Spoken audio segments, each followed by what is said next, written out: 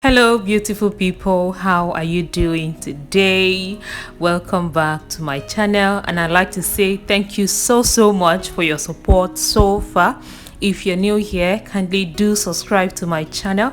I share loads of amazing recipes on this channel, and today is another day for an amazing recipe.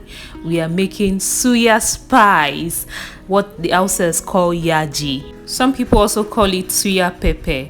These are the ingredients I'm going to be using, and I'm going to be taking you through each of these items one after the other, telling you the English name, Hausa name, and possibly Yoruba and Igbo names. Some people think suya pepper is just a combination of peppers, kulikuli, and maybe ginger. But there are quite a number of medicinal spices that go into its production. By the time you're done watching this video, you'll be able to make very good suya spice, aka yaji, on your own.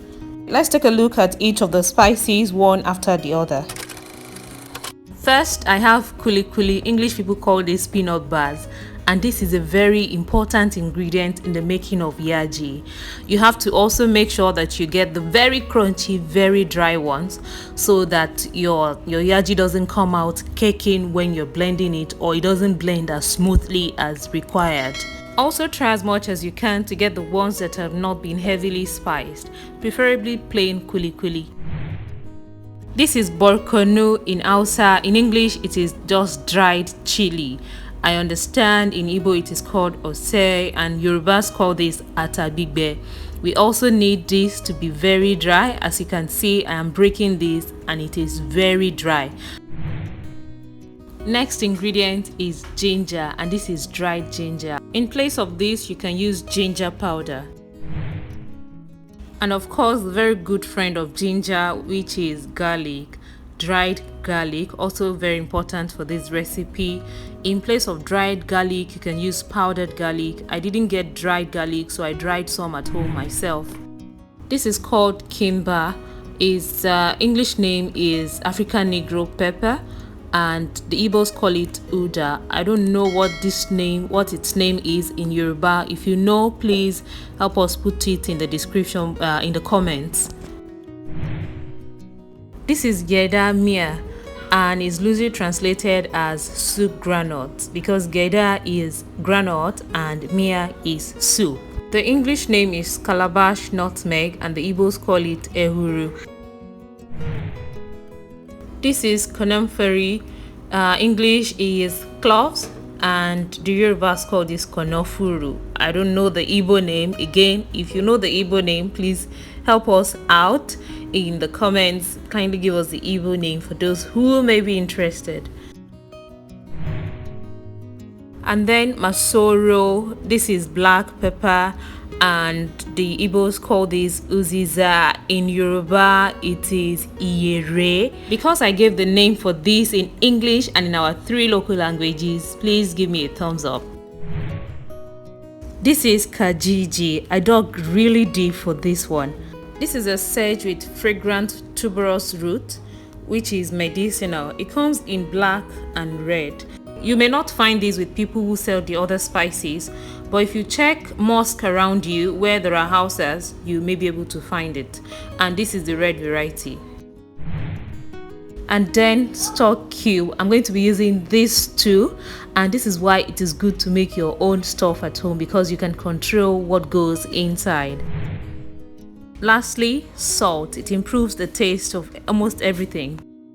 Okay, so it's time to put all the ingredients together. I'm going to be doing this in 2 batches because of the size of my blender.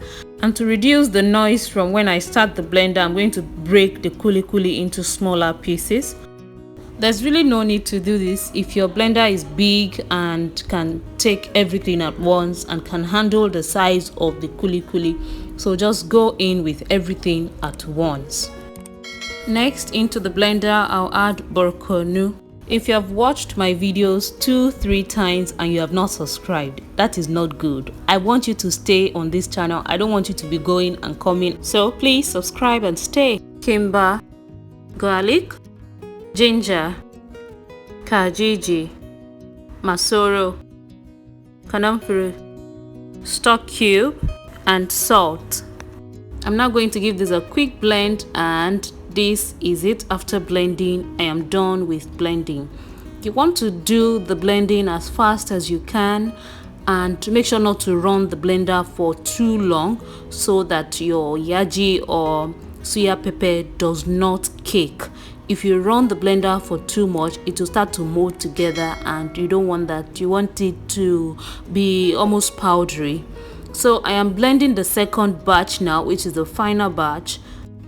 A few very important tips. I'll advise that you use kulikuli, strictly kulikuli for this recipe. I know you may want to substitute with granite, but kulikuli and granite are not the same. Granite has a lot of oil in it, and if you use it, your suya pepper may just really cake when you're blending it, and if you run your blender too long, you will see that it starts to bring out oil. And for kulikuli, the oil has been extracted, removed through the process of frying and pressing before frying.